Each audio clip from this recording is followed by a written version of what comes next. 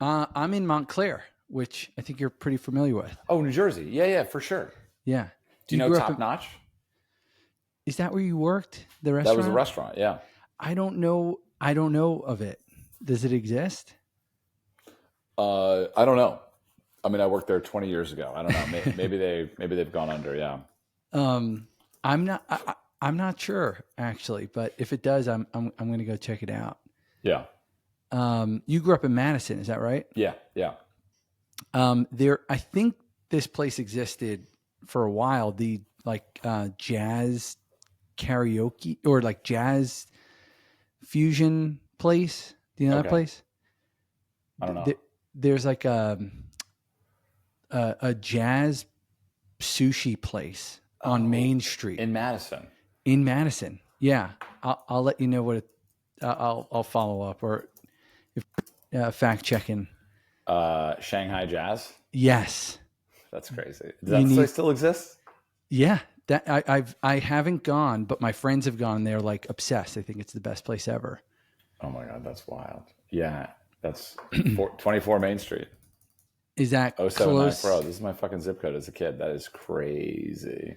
Do you ever make it back to Jersey at all to hang? Not really, no. No.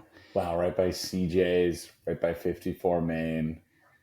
Whoa, I need to go back. Dude, you got to go to the jazz place. If you go, I'd like to go with you if possible. I love it. Because I haven't been. Yeah, so I grew up. Oh man, let's see. How do I pressed record, by the way. I usually just keep these kind of casual and conversational. Sure. Yeah, so I went up Green Village Road. Yeah, so Shanghai Jazz was actually right down the bottom of the hill from my house. Like probably,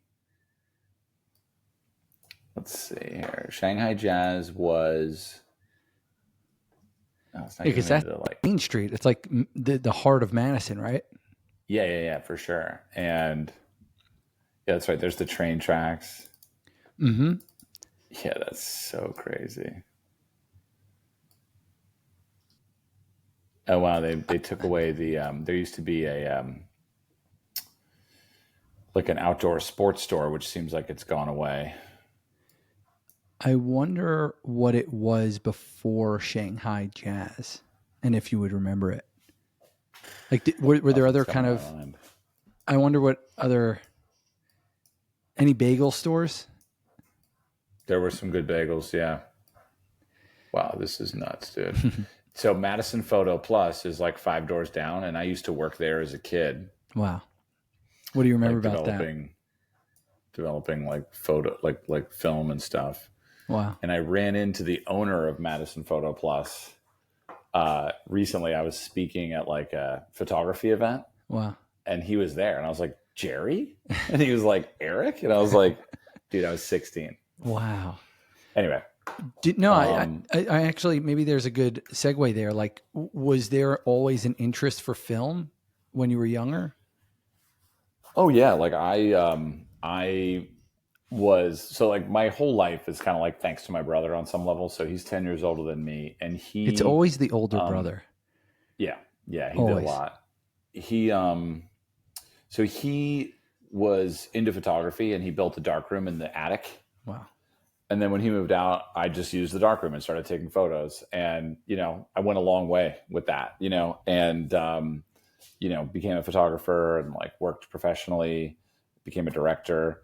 But then also he started playing golf and, no one in the family played golf. And then he's like, gives me his little clubs. And so he gave me these two things, like a camera and a golf club on some level. And, like I just took those and made it my complete identity. So it's pretty funny. Yeah. That's amazing. What's he up to these days? Does he work? Sober for a while. He was sober before I was. Yeah. Not bad. Yeah. So, from what I gather, you got sober pretty young. I got sober at 22. I just celebrated 15 years. Hell yeah. Yeah. When? May 11th. Oh, cool. Yeah. It's a great day. Beautiful day. It's my rebirth. Yeah. So how old were you? I was, well, when I like finally stayed sober, I was 20. I just turned 20. So my birthday is February 3rd, and the day I got sober is February 28th. So, Amazing. I was 19 years old plus 25 days. So. Yeah. Similar. I guess I was only drank legally. My birthday's April 17th. Got sober May 11th. So 13 months of legal drinking. Yeah. And I mean, I have a couple buddies in my circle who, one just celebrated 24 years. He's one of my mentors in my life, and another just celebrated 16 years. And, we got sober 20, 22, 24 years old. There's not a lot of us have kind of lived this lifestyle. So can you walk us through a little bit, like, what was it like at 19 and like leading up to February 28th? Yeah. Well, first we have to go back further, actually, because we were just looking at a GPS map of Madison, New Jersey. Yeah. So that intersection right there, Green Village Road and Main Street, that was a big moment for me because I was 16 and I had smoked a bunch of weed for the first time in the woods. And my mom picked me up on that intersection when I was stoned. And she was like, "What's wrong? Are you okay? You have allergies?" And I was like, "Yeah, allergies, you could call it." And anyway, that was just a funny kind of moment where I was like, I remember the thought when I was, as soon as I felt like the like effect of the smoke in my lungs, I was like, oh wow, like, if I could just have this in my pocket wherever I go for the rest of my life, everything would be fine. And I guess normal people don't have that, kind of reaction. Yeah. But yeah, no. So I ended up really actually pretty quickly. I couldn't have been. No, I wasn't 16 because that would have been high school. No, I was 13. That's what I was. I was in 8th grade. Eighth. That's when I started messing around. 7th or 8th grade. Yeah. That's right. Because I was like 16. I got sober at 17. I first tried to get sober at 17. I went to a Fish concert, overdosed on LSD and mushrooms, did some opium, and somehow drove from Maine to New Jersey, and lived. Was that it? The festival? Lemon Wheel. That's Close. Right. Yeah, maybe a little bit older. Yeah. I've seen almost 100 Fish shows. Really? Yeah. That's great. I mean, they're a great band. You know what I mean? Like, I don't listen to them anymore. I listen to the Grateful Dead. I always liked the Grateful Dead, but yeah. Lemon Wheel, dude. That's a flex. Yeah, is it? Yeah, that is a flex, dude. Yeah, that is amazing. I didn't even think of it like that. Well, I mean, it was a weird time because, Fish has that song "Cities," where Sure.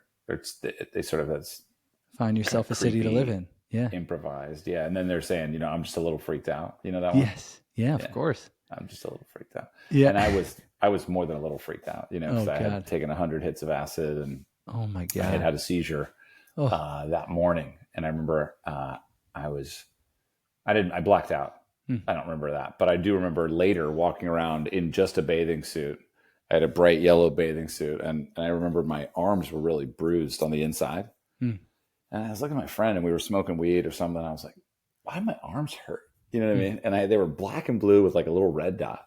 And he was like, "Dude, you had a seizure, and they had to shoot you full of adrenaline in your arms, and you were strapped down to a gurney in the infirmary." And I was like, "Oh, now that you say it, I remember that." You know what I mean? And it was like all of a sudden I remembered that feeling of being like, wow, basically probably coming to while lying in a hospital bed in the middle of a field. So anyway, I got sober after that, reasonably so. Came home. I hadn't asked my parents if I could go, and they said no. So I just left. So I was gone for 3 days. They didn't know where I was. This is 1997 or so. No cell phones, and I got home, and I remember I was so high still, right? I mean, I would be high for another week or so. And I was so high. I snuck into my house, got home. The sun was coming up. I got in my bed, and we had a gravel driveway, and I heard tires coming in the driveway, and I was like, this is bad. Someone's coming, you know. And I looked out the window, and of course, there was a car in the driveway at, you know, just dawn, you know, pre-dawn, you know. And I went in and woke up my dad, and I was like, Dad, someone's in the driveway. You gotta save us, you know. And he's like, what? And he like woke up, walked to the window, looked out, perfect timing. The guy drops the newspaper and gets back into his car. And he's like, it's the newspaper. And yeah, then I kind of confessed what I had been up to. And I said, look, guys, you know, I feel like God, I was so high. I was like, I feel like God came down and scooped me up in his big hand. And I'm here, this tiny little guy picks me up and carries me to the sun, and my eyes melted. My parents were like, okay, you're going to go to the hospital. So I was trying to illustrate that, like, I see clearly, like, how I'm wasting my own life. And it would still take me a couple of years before I would actually like get and stay sober on my own kind of steam, you know what I mean? But yeah, that was kind of the beginning days. So you're, excuse me. So you're 17 years old. Do you go to a facility? Was there treatment involved? There was for me. Right. That was just a hospital, and they like could observe just from I had, you know, this kind of cross dilated pupils. So, you know, one was small and one was big. And I later learned that that's like a sign of deep mental trauma. Yeah. And I was paranoid. I didn't trust the doctor. And I mean, I was high, like I was tripping. I was still tripping. And then I was there for a few days. And then I transferred to like a rehab, and, you know, everyone was like talking about God, and I was like, no, thanks.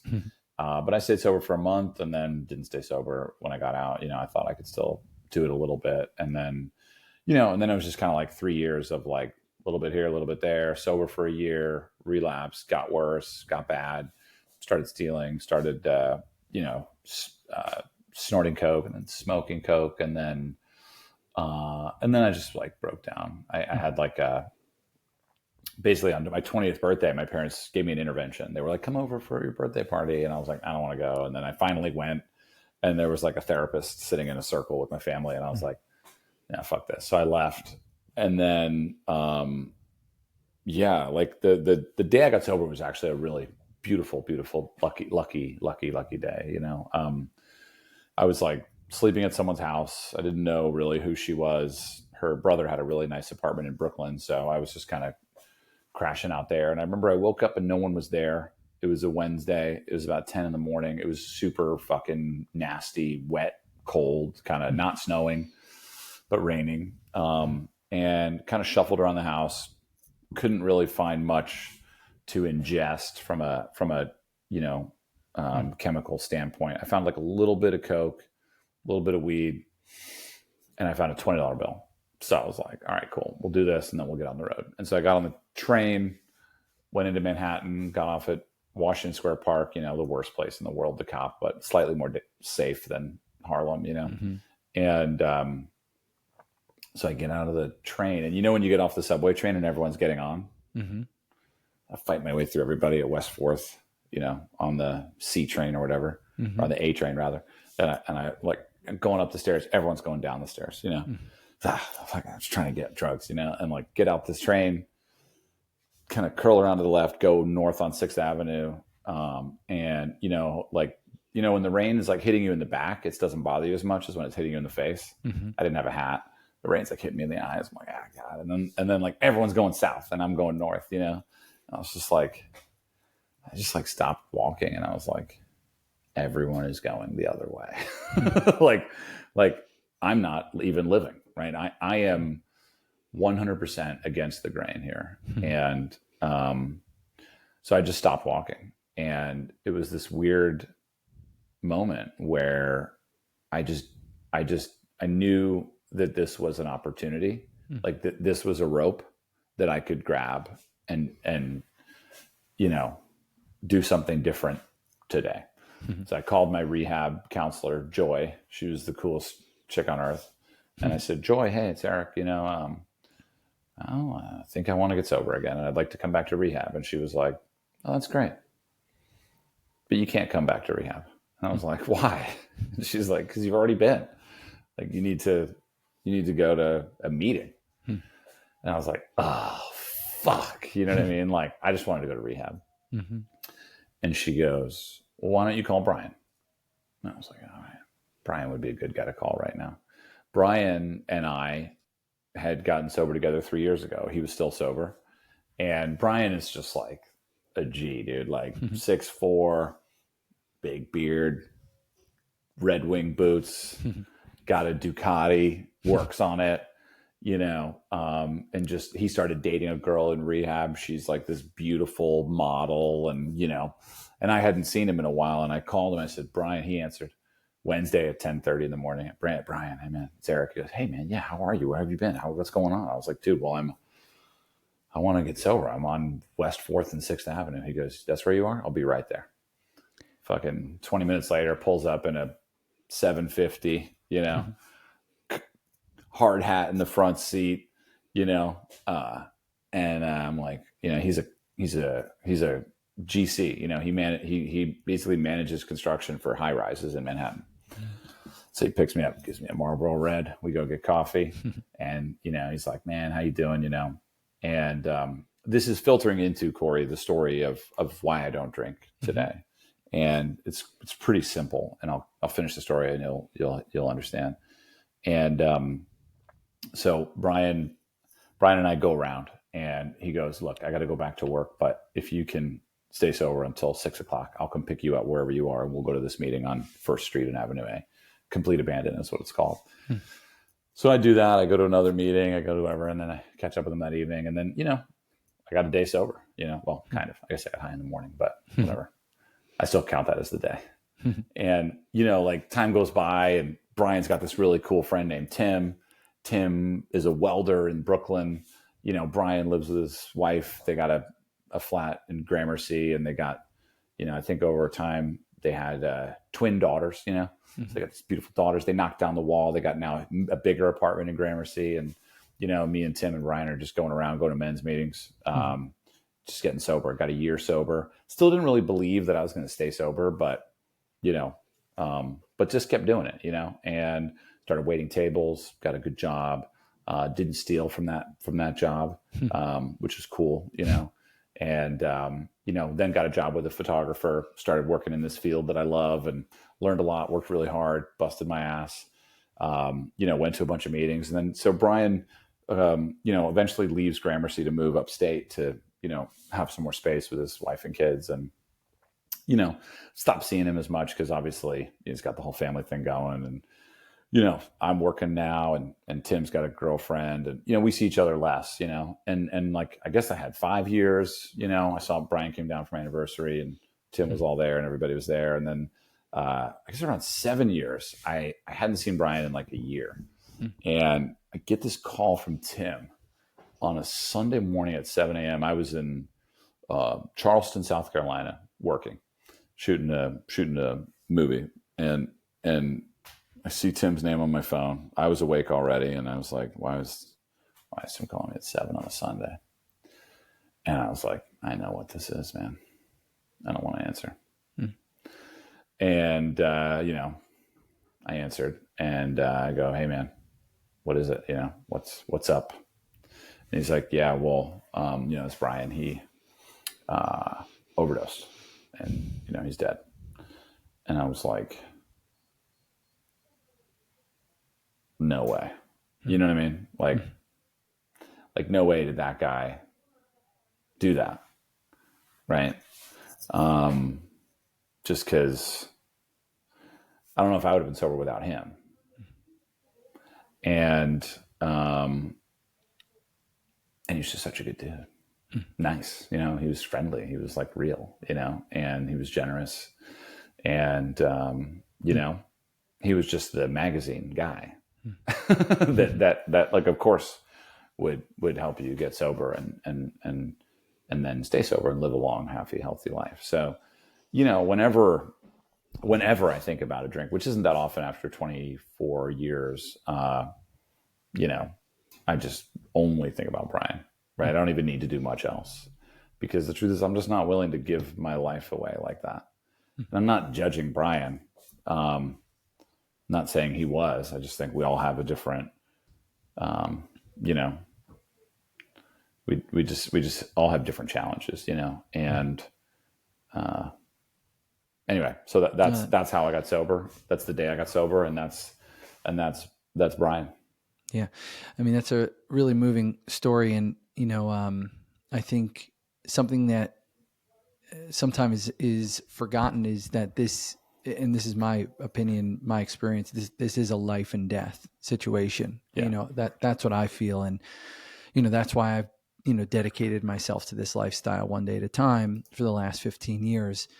And, you know, I think we share a similar sentiment in the sense that, like, I didn't really want to fucking get sober, you know, No. like Who does? I didn't, yeah, like, and anyone that does, honestly, anyone who has like a lot of enthusiasm early on, I'm like, whoa, like, I'm a little nervous for this guy, because like getting sober is really not that fun or exciting, especially if you're going to kind of do it the right way, I guess, or you know, right way, which means to, like, for me, look at yourself and challenge yourself in ways that you don't want to, and stretch yourself and go to the meeting with guys like Tim and Brian that you don't want to, or sit at the fucking diner and, you know, just chat about shit you don't want to talk about. Like, that's the hard and, you know, earnest and important work that, you know, I think for me is required, and what I've observed to be required as well. But I'm super sorry about him. And, you know, I've had people like that in my life too. And, it hurts every time, you know, and I also think, you know, death comes in a lot of different forms too, right? Like physical death is one aspect of it. Like, if I were to ever drink again, you know, prior to me getting sober, like, I was spiritually dead, spiritually bankrupt, as they say. Right. And I remember just like, I went to rehab too. And I remember like the only things I could kind of utter was like, I don't have a soul. Like, I was like, I don't have a soul, you know? And like, that's not a great place to be. Like, I just remember, like, I was taking a lot of Ambien actually, and I would smoke weed on it. So like, I would like force myself not to sleep. And then like, as I'm peaking, I would like smoke weed, and then I'd like be kind of tripping, and I'd listen to like music, and I'd be outside. I remember one time, like, my parents found me. I was like in my underwear outside the house, like just like walking around barefoot. Like, go in here, Gory. And yeah, like, you know, cops got called on me. Cops were like, hey, we could bring him to jail. My parents were like, you know, not this time, you know, all those sort of things. And like you, like, you know,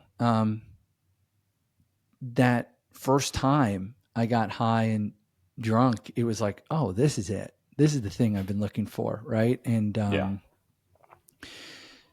you know, so, and I'm curious, I really want to get into the other stuff too. Like, you know, you talked about at the beginning, you were like, now this is my kind of identity now, like photography and golf and living this lifestyle. And I think with people like us, there is this like very intense energy and intensity about us. And it's funny, like, I actually, even before I started following you probably in like 2020, when I started playing golf in 2020. Okay.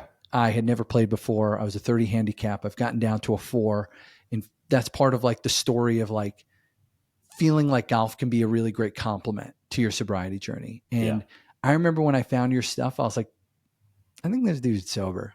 Like, and then like, I'm not kidding. Like, I swear to God, like the next day, like, you posted about your coin or something. Oh, really? I swear to God, I actually DM'd you, and I'll show you. But like, I was like, hey, I said something about sobriety, and then like, literally, I was like, holy shit, you just posted about your sobriety, something like that. Anyway, wow. But where did I want to take this? I guess there's so many places I want to take this. But I guess maybe we could talk about the origin story for like RGC. You know, I'm a huge fan. I've been a huge fan of your content for a while, and what I understand is like the love letter to golf is sort of like the beginning stages, but maybe you could tell us a little bit about that. Yeah. Well, yeah, I mean, I guess I would, since this is a special podcast, I could speak about it a little differently as well. I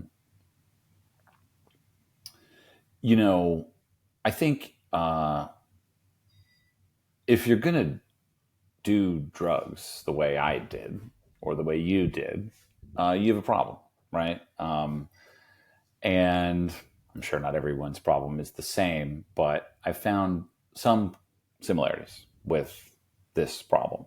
And it does seem like part of the problem is a connection problem, right? Connecting to ourselves, right? Connecting to our brothers and sisters on this beautiful planet.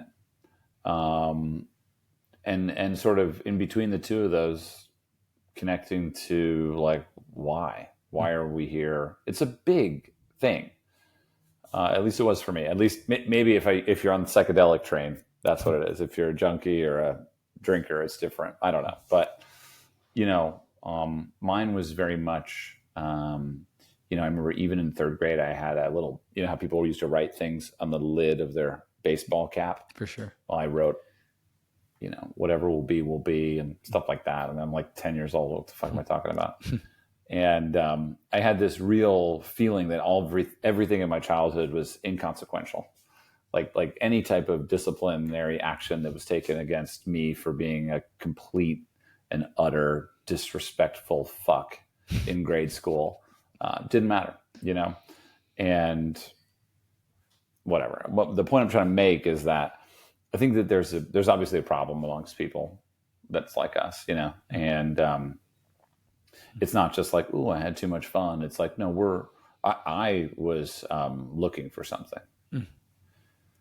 From the best I can gather, I think what I was looking for was like a sense of kind of two things. I think on one level, it's a sense of purpose as an individual, but I think on the other hand, it's a sense of community, belonging.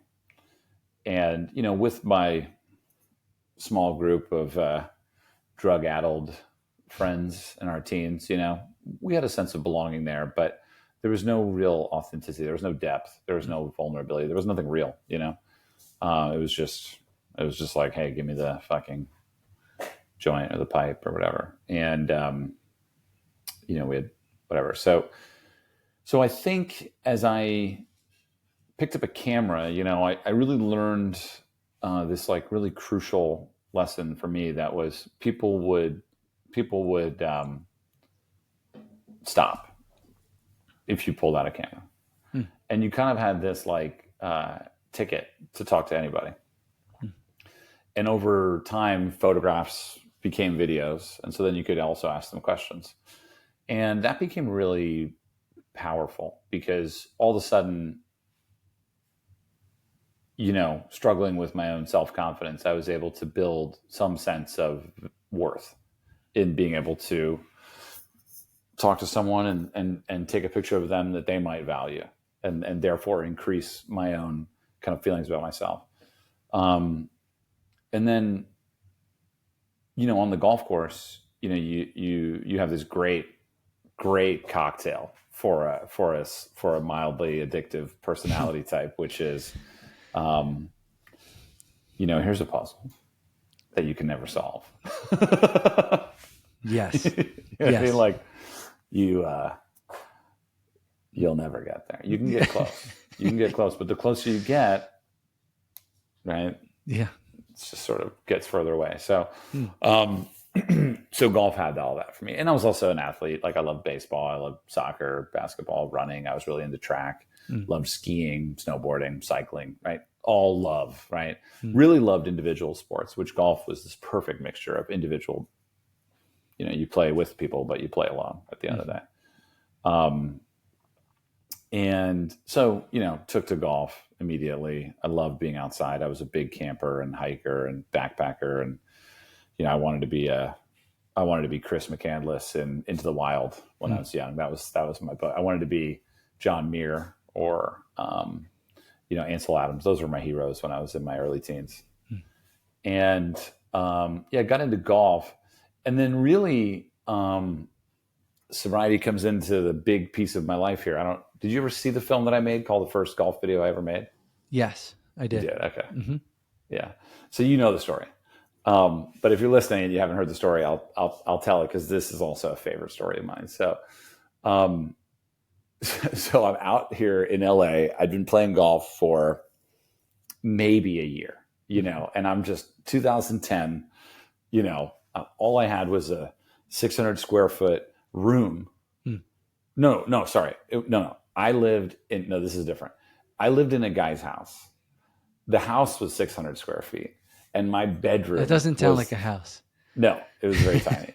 Or maybe it was 1,200 square feet. But it was like one of these LA houses, And I had one bedroom that was like 9 by 11. You know what I mean? It was like 100 square feet. And I remember I didn't have a bed. All I had I paid $600. That's what it was. That sounds like a closet. Yeah. And I had a sleeping bag, no bed, no mattress. I had a camping pad and a sleeping bag. And I made a desk out of plywood. And I was dating this girl. I met this girl, and she was so cute, And I was like, "Do you want to come over to my place?" Because I got a place, And she came over, and she's like, "I'm not sleeping here." And I was like, "Why?" And she's like, "You don't have a bed." And I was like, "Okay." So I went to IKEA the next day, and I got a bed. It was a twin bed, which still wasn't satisfactory. Yeah. But anyway, just some background. So I'm playing. I have now bought a driver, and I would just put it on my motorcycle, and I would sit on it like a witch, and I would ride it to Roosevelt. And then I got a couple irons and some wedges and whatever. And I would just bring my clubs without a bag to Roosevelt. And I would just play golf without a bag because I was too cheap to get a bag. And I would find balls and just fill my pants up. And so anyway, one day I got on the golf course, and, it was late in the day, and I was like maybe going to get in the 9 holes that Roosevelt was, and I would go in the trash and I'd pull out a receipt and I would get a replay rate. And, it's just like, so then I'm on the tee box of the first hole, and there's nobody out there really. And there's a guy in the fairway, and the guy in the fairway really looked different than most other people on the golf course, especially for me, new to golf. I had gotten accustomed to, there's a large population of Asians playing golf in LA. Most of them were Asian or older, right? This guy was young, and he was dressed very differently. He had like super large jean shorts, and he had Chuck Taylors with white socks kind of pulled up to his knees, and he had a huge, really crispy white t-shirt on and a Dodgers baseball hat with his ears tucked into it.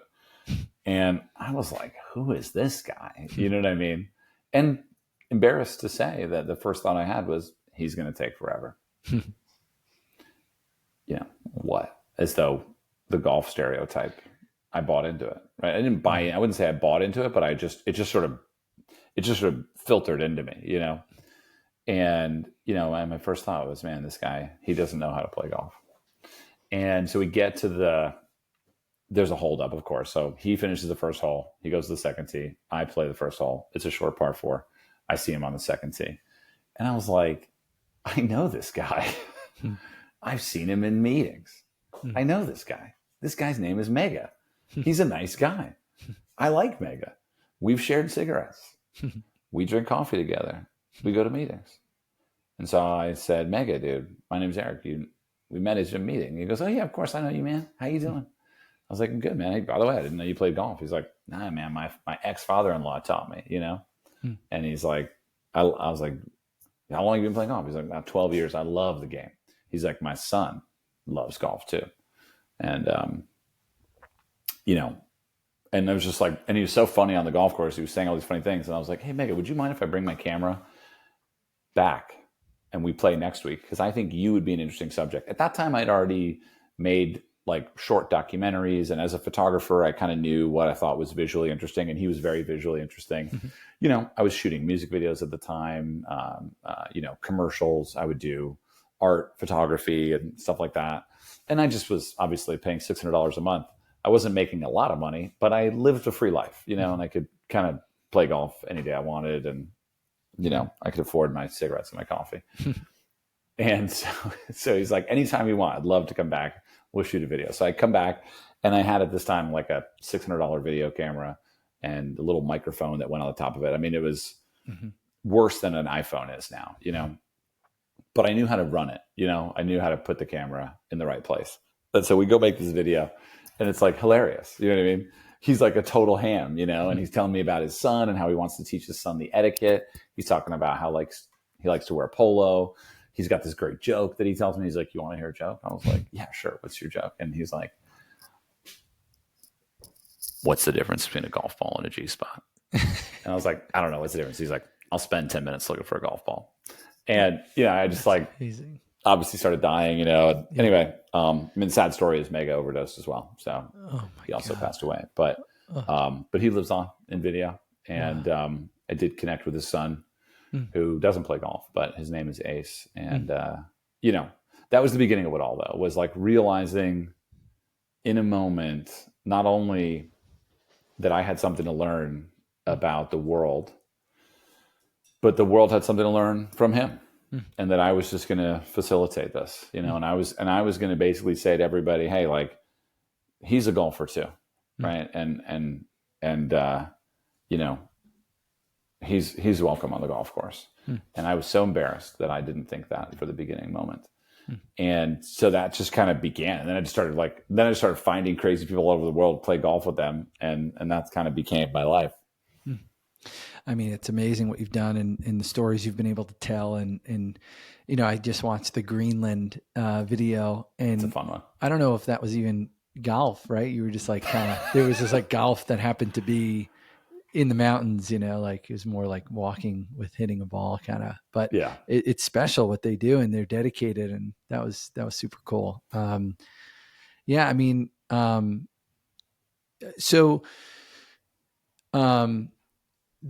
RGC movement is amazing, and you guys continue to do just awesome things. I wish I had seen afterwards that you were in the New York area. Did you go to that one for the scramble? For Memorial Day, I was in New York. Yeah. I wish we should have gone to the jazz place together. That would have been cool. We need to do Find My Friends or whatever, you know, then you can see where people are. Yes. I'll turn that on. But I think a segue that I need to get into, you actually talked about Mega and what he was wearing. The one thing I need to say is that you're kind of like a fashion icon to me. So I just want to get that out of the way. So I do want to talk about that a little bit, because it seems like a big part of like your ethos and aesthetic. And I guess I'm curious, like, where did that come from? Like, parents, are they like well put together? Or your brother like into fashion, or is it just something that, you know, you've kind of picked up on your own? Yeah. Well, thank you. I appreciate that. Can I say one other thing? Yeah. I actually have not reverse engineered. You know, like, and you can like reverse search a picture. Sure. Yeah. Oh, Google search, image search. Yeah. I was like, Catherine, my wife, I was like, you see this jacket? She's like, what do you want for your birthday? I was like, see this jacket that Eric's wearing? I want this. Which jacket? Dude, I need to know. Did you find it? No, we've been looking, and even Catherine, she was like, hey, where's this jacket from? It's this gorgeous greenish jacket that has these cool pockets. Okay. Do you know what I'm talking about? When was this done? This was probably a year and a half ago. I think it was a video where you had told someone that they won something. And I think you were in New York. It looked like you were in New York. I'll send it to you. Maybe you can tell me. Beautiful pockets. I talked to everybody about it. I'm like, pull it up. Let's look at it right now. Okay, hold on. Yeah, you know where it is. You'll find it. It's in my... I'm sure it's on your phone. Hold on one sec. Yeah. It's in my... I have a cool tab, obviously, in my Instagram that is called Fashion. Oh, I love that. And it's a lot of inspo. I'm really excited about this, to solve this mystery. It seems custom. Let's see. Oh, look at this. Look, the fashion is you. Oh, you see that? Hilarious. Look, that's hilarious. Do you know what I'm talking about, though? Here, let me see it. Okay, hold on. I have to scroll a little. Here we go. Stay with me. For the audience out there, I can. Oh, here it is. I'll tag it. This. Oh, damn, dude. Are you impressed a little with me and my taste, at least? Tell me about that jacket. Yeah. Do you know what I'm talking about? This is the fucking sickest jacket of all time. My wife is CMB. Can you share where you got this jacket from? Is the comment. Are you not allowed to say? Oh no, I can say. Oh I'm afraid to tell you though, because is it expensive? It's dangerous. Oh my! Are we talking over two? Oh my God! Wow. So, well, it's so funny you bring that up. So, I mean, if you're listening, I apologize, but I'll explain it. So yeah, Corey just showed me a photo of. Yeah, you're right. It was New York last summer, and So what happened so the brand you're talking about is a brand called VizVim. Okay, I have to write this down. Yeah, and I'll send it to you. Okay, thanks. It's a brand called VizVim, and So I'm walking down Venice Beach a couple years ago, and I see this Japanese dude with the craziest pants I've ever seen. They've got pleats at the cuff. They're like big, kind of like cargo pants, but they're like proportional. You know, there's no cargo though. They're just big and they're just nice and they're just like fucking baller pants, you know? And they got this like, they got like a little opening with a button at the bottom, a little strap that can button down. And then there's pleats all around it. Wow. And so it's like this crazy kind of like parachute pant, but it's clearly designed intentionally, you know? Yeah. Mm-hmm. Japan and Sweden are like my two favorite places in the world. And they're basically the same. They're completely different. But, you know, so I go up to this guy and I was like, excuse me, where did you get those pants? And he doesn't speak any English. And he goes like, he points to the pants and I was like, where did you get them? And he opens up his phone and he just shows me a thing that says VizVim. And I was like, what, is he tripping? You know what I mean? Yeah. And so I look it up and immediately discover that this was I shouldn't be knowing about this. Yeah. You know, and so something happened. So then I don't know if it was that trip or another trip. I think it was another trip where I was in LA and, you know, I went shopping, you know, and I found the VizVim store in downtown LA. There isn't one in New York. There's only one in LA and then the rest are in Japan. And I think there might be one in London. And so I go to the store downtown and I walk into the store and there's a security guard, which is like, what? Yeah. And yeah, basically I found a polo for $500. Oh my God. And I was just like, is this not like the coolest polo you've ever seen though? Yeah. Like it's crazy how good it is. Like it fits perfect. It's the material. Yeah. So I got that. And then, I bought a few things and the jacket was one of them. And I remember I picked up the jacket and I was like, you're crazy. I was like, how much is this? They told me. I was like, that's crazy. Dude. That's crazy. Like I would never pay that. Like I would never buy a jacket for that much. And, you know, it reminded me of this watch actually, right? Yeah. So this watch was a gift to myself when I was hired by the USGA to speak on a panel. Wow. And they paid me to talk about something I love and I didn't need the money. And so I decided to invest in a watch that would always remind me of that time where I felt finally included in, my career. Yeah. And unfortunately, the jacket isn't such a story. I think the jacket was just like, I'm going to fucking buy this thing and no one's not me. And, you know, I mean, maybe it helps to know that it's lived in folklore in my household for years, and it might in others. Who knows? I mean, there could be other people out there like me that I'm solving a problem. Yeah. And now we can let people know about VizVim. Dude, that jacket is fire. The coolest who wears a lot piece. of VizVim is John Mayer, which should clue you into the fact that this shit is like unattainably priced. But so you're my fashion icon. Is he yours? Is he one of them? No, I guess not really. I mean, he's that Japanese man was. Well, the guy who started. Well, yeah, maybe right. Right. He's your guy. I find a lot of inspiration walking around on the street. Yeah, especially in cities like New York. Sure. In Europe, you see a lot of really cool stuff. Well, the Japanese and Sweden thing is interesting because I really like Japanese fashion too. And the thing that I notice is that it's very, the tailoring is what does it for me, right? Yeah. Like, I think it's just clean, simple. T-shirts are easy, you know.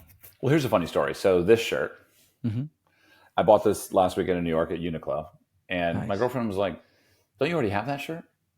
And I was like, yeah, but that one's $300. This one's $30, you know? And like, because the other one is Norse Projects and this one is Uniqlo, and it literally is the same shirt. But I like this one better because I actually prefer, so I kind of have this weird, like, it's kind of like a weird, like, freaky kind of thing where, like, sometimes I just like to have the nice shit and then I don't really wear it. You know what I mean? And like, I have these like beautiful Arpentor pants that look like I'm on a James Bond winter, like, safari, you know? And like, I wear them once a year, and whenever I wear them, people are like, those pants are fucking crazy. Those are sick. Where did you get those? They fit perfectly, whatever. But it's sometimes hard to wear pieces like that. I have one piece in my closet that we were in Whitefish, Montana on Main beautiful. Street. And there was this cowboy jacket, and it kind of has the same crop as the Visvim. Yeah.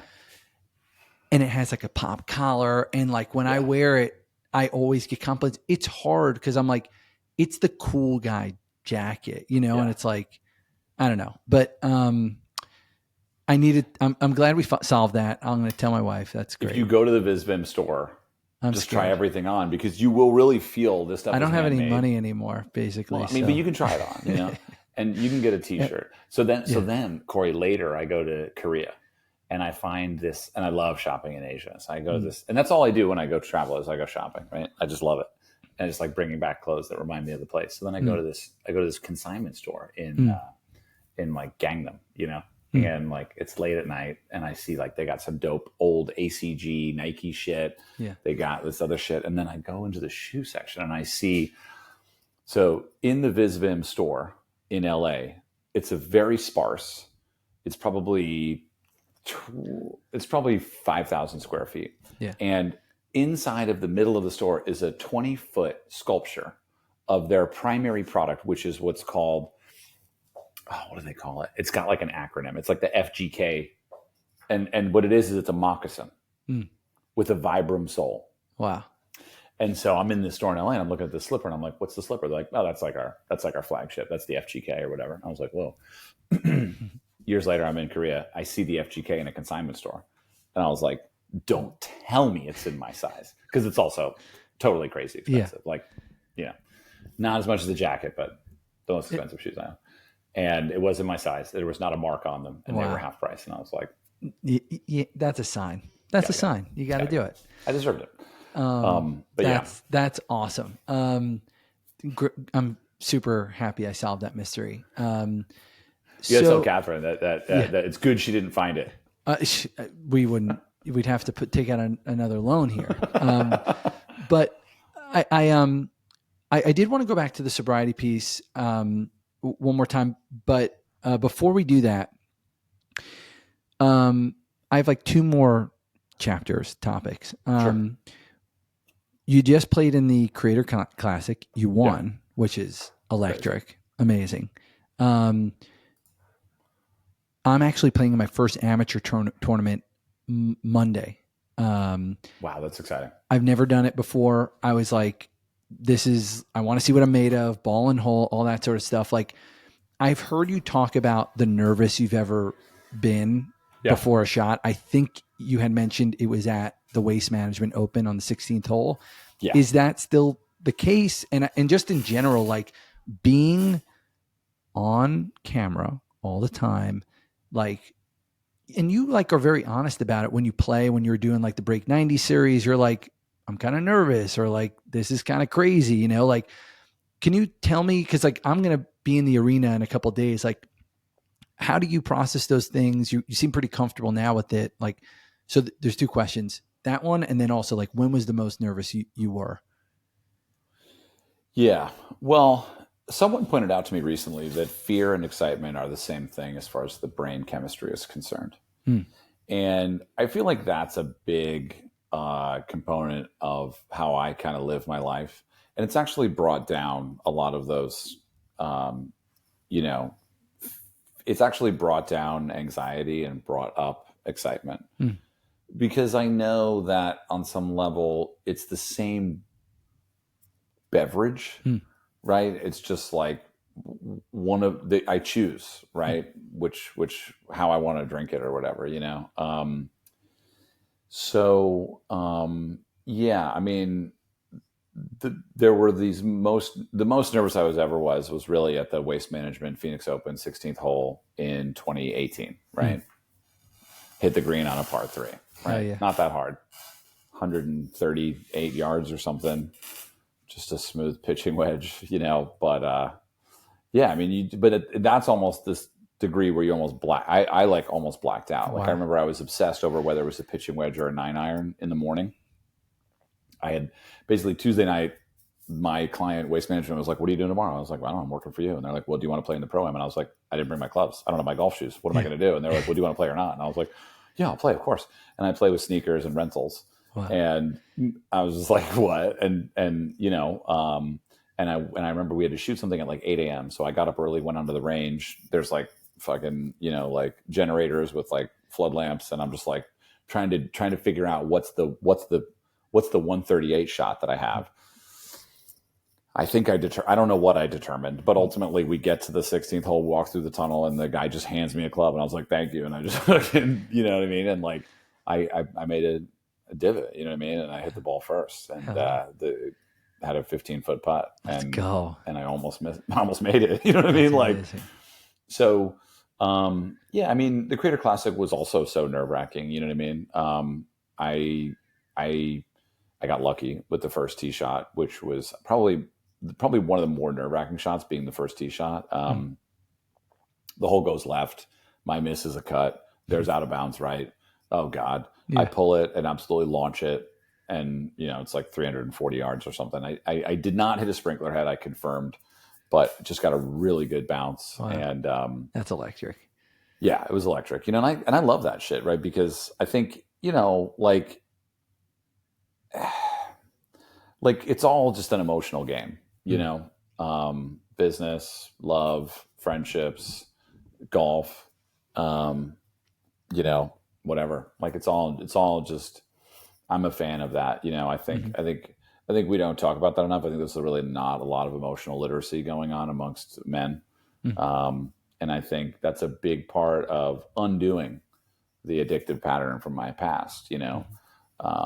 You know, the more that I can just sort of self-regulate in a situation. And on Corey, you asked, because at the Creator Classic, I was tipped off to this idea from my friend who's a therapist. And, you know, I was kind of having this issue on the side about something else. And he asked me a bunch of questions, and he's like, "Yeah, so here's the thing. Here's what you're doing.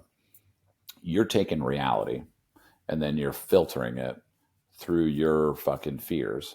And then you come out with a little result, which is something negative about you. And you don't have the luxury of filtering. So stop it. Stop filtering, stop filtering, stop filtering." And I was like, okay. And so here I am walking up to the first tee. I'll explain. You ready? So we get onto the first tee, and I'm like, well, I don't want to hit it right. I don't want to go out of bounds. And then I'm like, well, why do I care so much? Because if I was in a world where I wasn't filtering and I was just the guy, maybe I could go right and everything would be okay. Maybe it doesn't matter. Maybe everything I've done is great, and maybe this has nothing to do with my work. You know, maybe my work is to go right and to completely accept myself and sort of acknowledge that I didn't want to do that in a comedic way. I don't know, but the idea that, and then there's the other component for me with fear, which is I've gotten a lot better, but I have gone through periods in my life of being truly terrified of flying, like deeply afraid of flying, like sweating palms on a normal flight, just a normal flight. And I'm like, oh God, I don't like it. And I have this whole story that I tell myself about why the plane's going to crash and how I don't want to die and everything's ahead of me. And, you know, it's out of my control. And my meditation teacher at that time, 10 years ago, was like, well, the way you get past fear is you just acknowledge the worst possible outcome and become okay with that. So what are you so afraid of on a plane? And I'm like, crashing and dying. And he's like, can you become okay with that? And I was like, wow. of course, it would be a meditation teacher. And, the truth is, I mean, samurais wake up every day and before they go into battle, they say, today's a good day to die. And, it is really poignant for this conversation to take place amongst people who had basically assisted in their own death for years with substances and careless lifestyles. And then we sort of get back in the theater and we say, no, I want to finish the movie, And it's like, well, the rules say that ain't up to me most of the time,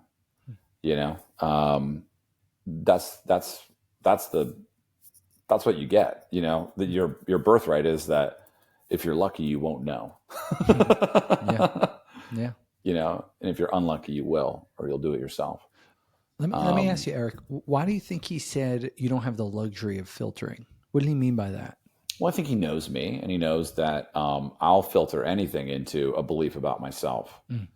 And so the idea is like, now anything happens to someone, maybe it's even something as dumb as someone cuts you off, right? The filtration of that is, how dare they, right? I'm not important. No, the opposite version of a filtration is, you've probably done this yourself, which is, oh man, they're probably in a hurry. Maybe their wife is pregnant. Maybe they're late for their job. Maybe they're coming in to loan money to somebody and they're a very generous person and they just didn't see me, So filtration is really, they say that in Buddhism, there's two arrows, right? The first arrow is the arrow of reality. And the second arrow is the arrow of experience. And the second arrow is the arrow of kind of essentially filtration, right? It's essentially judgment, right? It's sort of this constant ticker tape of thought that's most often concerned with self-preservation, right? And so on this first tee of the Creator Classic, I'm over here thinking, well, if you go right, you're a loser. And that's not true. It's just simply not true, right? I've not been a loser for a long time. And it is amazing. That's hard to say though, because for a long time I was a fucking deadbeat, loser, cheater, liar, stealer, right? And so as we transition out of that, we have to remind ourselves. Yeah, man, I can relate to a lot of it. And I definitely still struggle with this feeling that I'm not good enough, or, I'm a piece of shit. Yeah. And it's a battle. And I just sort of circling back to, it's June now, and it's Mental Health Awareness Month for men specifically. And, I definitely think that there isn't enough conversation around how are you doing? No, how are you really doing? And, I have some of my best friends who I love dearly. They're my best friends since I'm like 12 or 13 years old.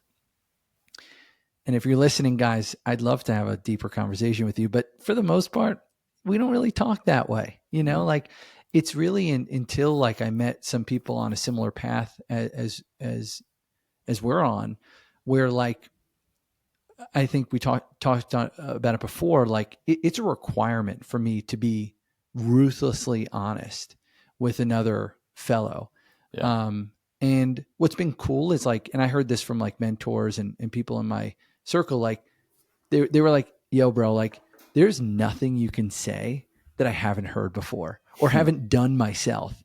And it's like, I've also been a fucking shithead, sober, and they're like, what do they say? Like a sober horse thief is still a horse thief. Right. And, like I've made a lot of mistakes and hurt people and hurt myself. But, kind of tying it back to like that first hole, don't go right. Like the thing I love about golf is just that, man, it really bubbles those things up, and it requires you to look at yourself. And I'm already like, I don't know why I'm anticipating like the first shot on Monday, which is like, 6 days from now for the event. But something I noticed about you, you have great body language lately. At least I've noticed on the course, there's this like kind of, I don't know if it's like something that you're conscious about, but like, I think body language is an important thing. Right. And I think like there's this kind of movement that you have that's a little slower and methodical. I don't know if that's something I'm reading into or something you try to like do, but that's just as an observer. Well, I'm very grateful for every opportunity that I've had, right? And I think what I'm trying to do is just really enjoy it and soak it up, and not let any filtration get in the way of this incredible whatever it is, right? Golf course, friend, podcast, and I've taken a lot of steps towards creating space in my life to be able to enjoy. I don't really want to work so hard that I sort of look back and wonder where all the fun went. And a big thing turned for me at the break 90 at Kapalua. I don't know if you saw that one. Fuck yeah, dude. Yeah, you went low. That was the big day. Was that your lowest round? On camera. Well, no, I shot a 67. So yeah, that was awesome. That. But that day was marked by, so the day before, my producer Jojo comes to me and says, "Let's do a breaking 90 tomorrow." And I was like, and I just thought, why am I shrugging this? You know what I mean? Yeah, I played Kapalua, but like, why don't I want to play it again? Why am I not up for the challenge? And it was all about this surf vlog, where I really internalized this idea that surfers don't walk off the beach with a score. They just walk off the beach with a session. They had a session. Sick. Yeah. And they're just stoked to be there. They're stoked to have waves. They're stoked to ride the wave. They're stoked to get fucking completely wrecked. Yeah. They are just in it for the love of the game. Yeah. And golfers, on the other hand, very much complicated, right? There's the access, there's the money. Surf waves are free, but the board, but like there's the access, there's the flights, there's the thing, and then there's the culture, which is kind of picky, and then there's the, there's no polo that you need to wear for tunnels. You know what I mean? It's just you just go. You know what I mean? You say you did it or you didn't. And there's like all this equipment with degrees, and golf's very different than surfing, but the mentality can be exactly the same. And so on that day, I committed to, no matter what, I'm going to have a great session. That's awesome. And I don't know if you remember, but I topped my 3-wood on the first tee. I topped it. Cold topped it. And JoJo goes, "You can take another one." As though I could edit in another shot. And I said, "No, buddy. This is it. Yeah. We're just stoked to be here. Stoked to be here. Stoked to be here is my new mantra. I'm just stoked to be here, right? I'm stoked to be on this call. I'm stoked to go do voiceover after this, whatever. I'm stoked for whatever the fuck we're going to do, because it's just a choice that you make every moment. Like, if you're not stoked, then why the fuck are you there? If you don't want to be in an AA meeting, well, maybe that's a different category. But like, then find a different fucking meeting that you are stoked to be in, right? You have all this control over life, and we seem to think that we don't. And it's just like, it's just tragic that billions of people are not stoked. And every day they have the opportunity to be stoked, right? They really do. Obviously, notwithstanding, there's tragic stories happening all over the world, and I'm not trying to shove a blind eye to those, right? And one of my favorite books is Man's Search for Meaning, which is the story of a man in a concentration camp who still found meaning somehow. And so, anyway, I'm stoked to be here. Thank you. It's actually a good segue, and I know I'm keeping you over, but there's one line that comes to mind, and then I do want to talk about what you're saying, which is this idea of like, there's no there when I got there, kind of like there's no destination, and we talked about it before with like golf, and it's this ever moving thing. And, I look at you as someone who I, respect in so many ways, right? Like, you've paved a path, whether you know it or not, with your sobriety, just like for me, like going to rooms or just knowing people and seeing this like look in their eye, and they were like 5 or 6 or 10 years sober, and like they're 30 or 32, I was like, fuck, dude, like if this this cool dude could do it. I could do it, you know? And I think that's part of like the mission with these conversations and with what we're trying to do is like, just to let people know that like, if you're suffering, if you're having a tough time, like there are cool people out there who are trying to like investigate themselves, like you said, you know? And, I guess the last note I had, you seem like a dude who has manifested things. And like for me, like when I was starting Soba, you know, the sort of origin story for me is, you know, I had 13 years sober at the time and it's 2023 and actually it's started at Kapalua actually, because what happened was 2024, Chris Kirk won and he's openly sober. And then the next week, I'm holding my daughter. She's like fucking, you know, she's born October, a couple months old.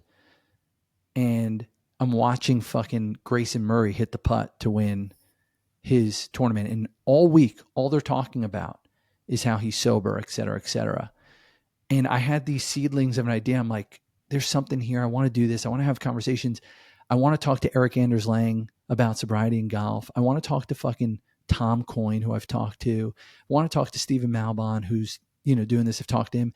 And I'm just like, it's very surreal for me right now. I have to tell you, because, you know, and I guess I just want to understand from you, like, it seems like, I guess, what are those moments for you in your life where you're like, holy fuck, I'm doing the thing that I said I was going to do. Like I had this idea of this project and now I'm sitting across from so-and-so interviewing, or like, so I was just curious about that. Yeah. I relate. I know what you're talking about. And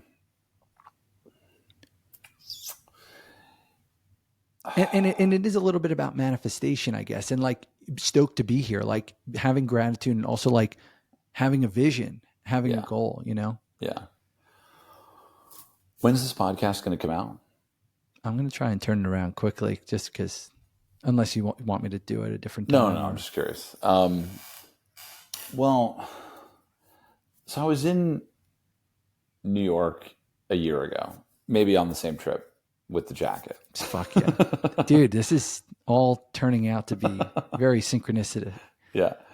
And I remember I was having some really important meetings, right? These are big meetings, like with huge companies, talking about a project that is going to happen. It's going to come out later this summer. I'll leave that at that.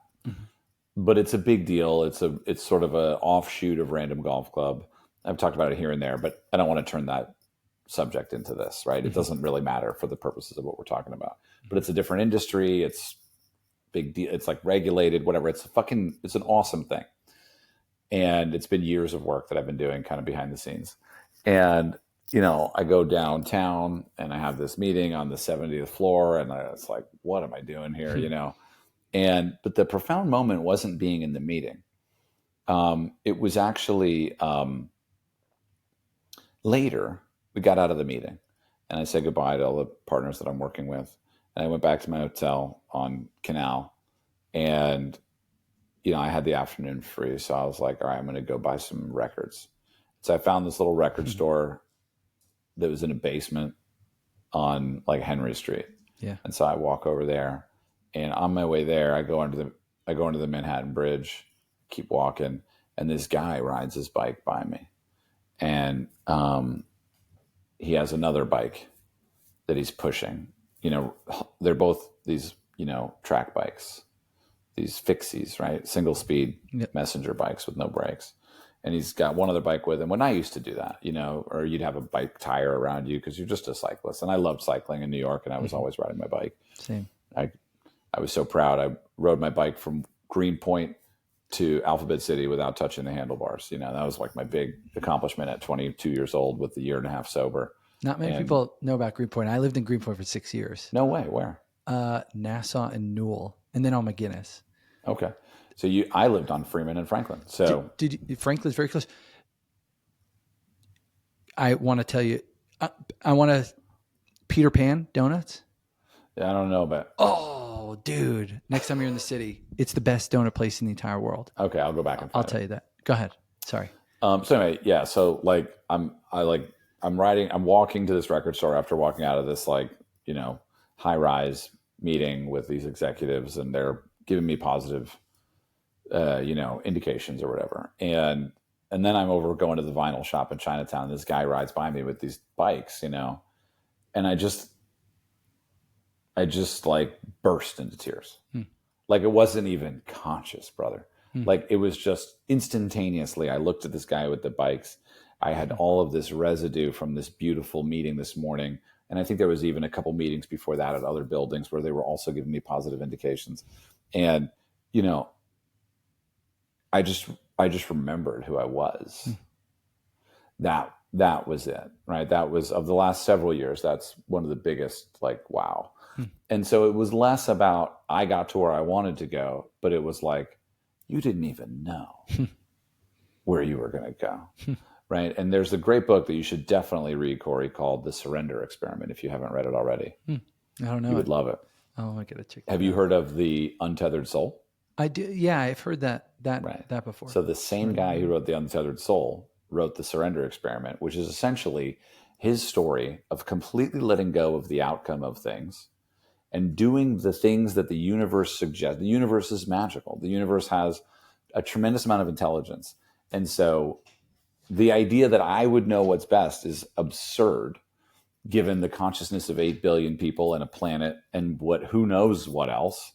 Trees have consciousness, apparently. I don't know. But like, basically, what I want to do isn't necessarily the right thing. So I'm going to do what the universe tells me to do, and I'll know it because it'll just tell me.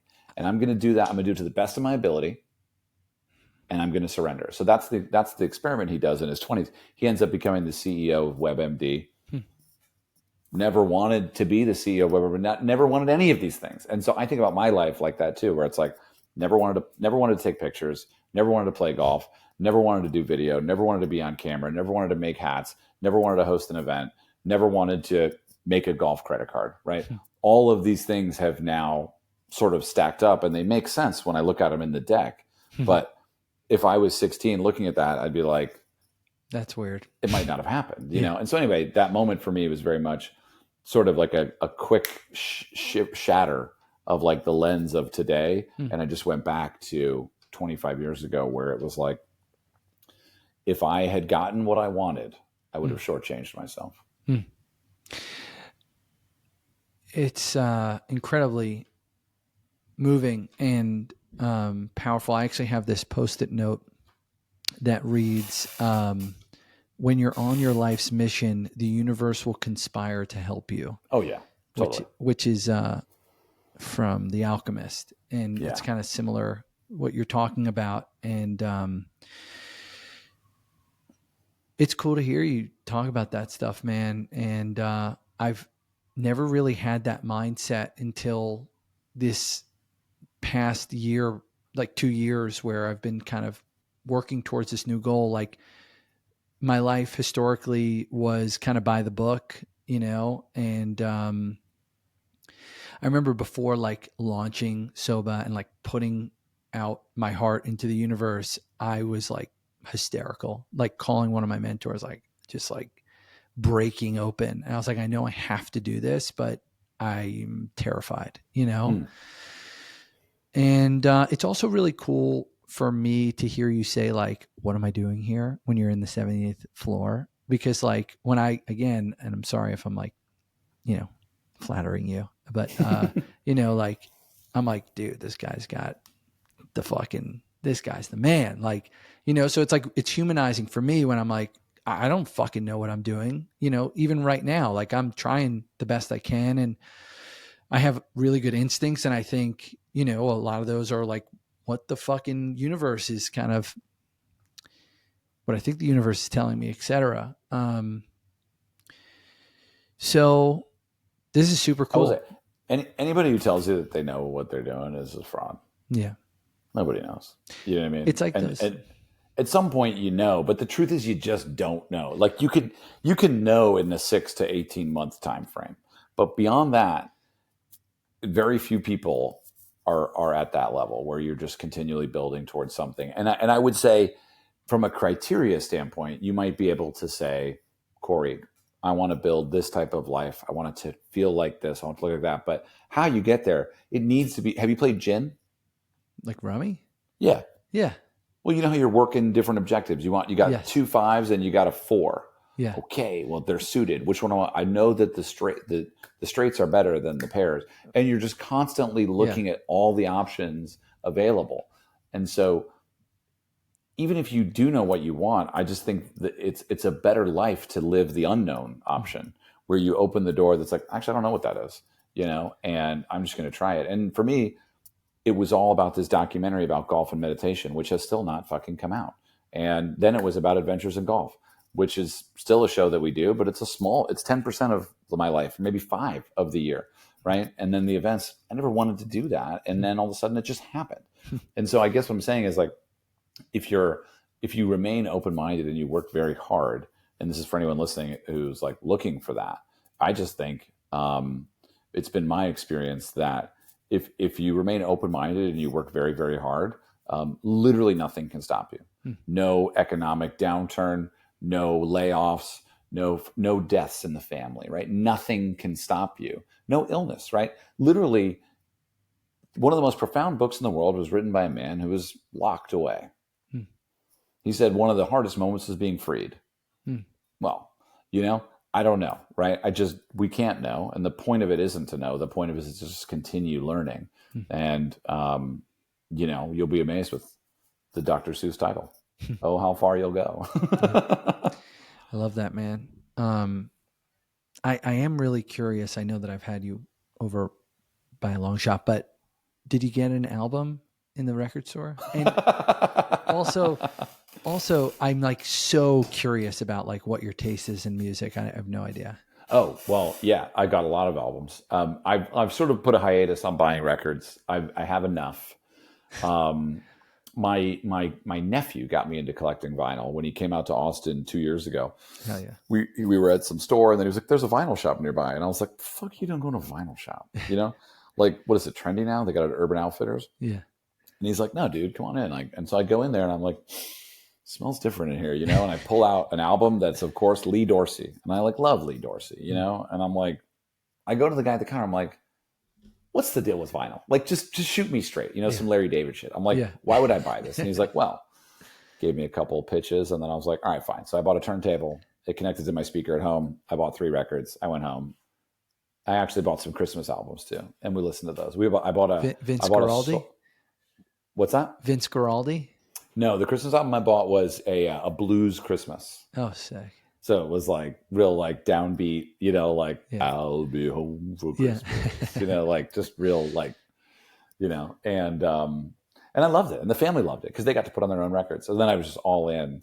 But yeah, most of the music I listen to it's typically black. So it's jazz, it's blues, or it's soul. That's like pretty much all I listen to. Oh, yeah. I do listen to, and a lot of ska and reggae. So like 85% of it is that. The other 15% is I like country, I like rock and roll, I like the Beach Boys, I like the Beatles, but typically I'm going to go towards, I'll tell you, this is the song I'll tell you, this is the song that's on repeat right now. So your favorite band is Real Big Fish? This is the song. Well, there's 2 really good ones here. Here we go.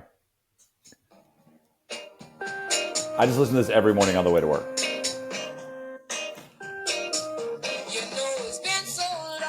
Oh, yeah. Oh, yeah. She's singing about a guy leaving her. You could feel it. Who is this? This is Irma Thomas. And I didn't know this, but she's also the one that sings Time is on my side. Time is on my side. Yeah. She also sings It's Raining. You know that one? It's raining in my heart. It's a famous song too. This is a great song. It's raining so hard. Yeah. So the that's the music I production, listen to. Sorry? the production too, you could just tell is so crisp from that Yeah. time, everything Yeah. was just so tight. Yeah, and she's got some shit songs, you know what I mean? But she's got like some amazing songs too, you know what I mean? Like this is her most famous song. You know this song. I don't really like this one that much. You know this one. It's called Anyone Who Knows What Love Is. It seems like Amy Winehouse would have been influenced by her. It's also very cinematic. Oh, for sure. It feels like it would be in like she's awesome. Love her. Yeah. So like, pretty much that's most of the music I listen to. I love that. Yeah. I wouldn't have guessed that. That's awesome. I mean, the problem is the algorithm just wants to listen to fucking Khruangbin and, Well, you're in Sublime. Austin. You're in Austin. Yeah, that's true. I was big into film photography for a little bit, and I actually took this unbelievable picture of, I was kind of like in love with her for, a second, but I was at Newport Folk Festival. If you haven't gone, you need to go. I took this picture. Oh, slide it over because it's a square screen. Other way, yeah. Oh, cool. And that's actually sick. She's like looking into the camera. Oh, hell yeah. I don't know if you've ever been to Newport Folk Festival, but it is so cool. Oh, cool. I'll have to check it out. And this was like 2018, kind of before they got big. No big deal. Anyway, I have like last question. Cool. I guess I'm just curious. So we talked about sobriety. Yeah. You've been sober for 24 years. Yes. I guess I'm curious. Sometimes, I'm 15 years sober. I never really think about drinking. I'm like so happy to be sober. There are still times for me that I feel like an outsider. And I was just curious, like, do you ever feel like left out when you're not drinking? Is that filtration, Corey? Oh, without a doubt. Without a doubt. Yeah, let's dig into that for a sec. Should I lay down? I will. At the end of the day, right, whether you're included or not is your decision. That's fucking heavy, dude. Yeah, you have the power to go up to anybody and be like, hey, so what's the deal? What's happening here, But like, like, obviously if the party gets too wild and I'm not in the mood, I'm going to go home, But, like once people starts repeating themselves, we're not having a conversation anymore. And that's fine. Because if we're dancing, I don't need to talk to you, right? And then it's just about that. But if we're trying to have a deep and meaningful conversation, and you just finished off your first bottle of wine, it's like, all right, cool, man. Well, like we're not on the same wavelength. Yeah. And then the filtration would say, I don't belong here. But the real talk is, do I even want to fucking be here? Mm-hmm. Maybe you don't. I'm not Irish at all, but I've adopted their goodbye like significantly. I just bounce, and I like I said, I've been to almost 100 Fish shows, and 95 of them have been sober. Hell yeah. And for me, it's like a spiritual experience to be there. And I think to your point, like I don't go places really unless I want to be there. And I guess I was just curious, like yeah, like I think I just want people to know that eventually, like I think some people are like, how am I supposed to get like go on dates or like, go to a, job event and not have a drink. And it's like, maybe you should get a job before. Yeah. Or, yeah. Yeah. It's everyone has their own method, for me, no, thanks. Yeah. Was it hard in the beginning though? Like when you're, sure. Yeah. Yeah. Yeah. There's a time I went to a party in Miami and I remember everyone had martinis and I said, psst, pour me a martini glass with water. And they did. And I felt like a fucking jerk because I wasn't being authentic, and I just drink fucking water. You know what I mean? Yeah. I just drink so much fucking water. Yeah. And, whatever. If people have a problem with it, like nobody does though. Nobody cares. Everyone just wants me to be the best version of myself anyway. And if they don't, I don't want to be around them. I love that. Thank you. Yeah. What a pleasure, man, for me. Thank you. I really appreciate you. And same here, man. Thank you for joining us, and we'll catch up soon for sure. I'm excited to see what comes of this. I'm sorry we didn't meet up last weekend. That would have been a great opportunity. Okay. But I'm sure we'll hook up soon. I'll be in New York in August. That'd be cool. And yeah, play some golf or hang out. Yeah. Yeah, I'd love to. God bless, man. Give my best to Catherine. Yes. Don't buy the jacket. And we'll see you guys soon. Maybe if Soba takes off in the ways that I'd like it to, maybe that will be my gift to myself. That's a good gift. Yeah. Hold on one sec though. Yeah.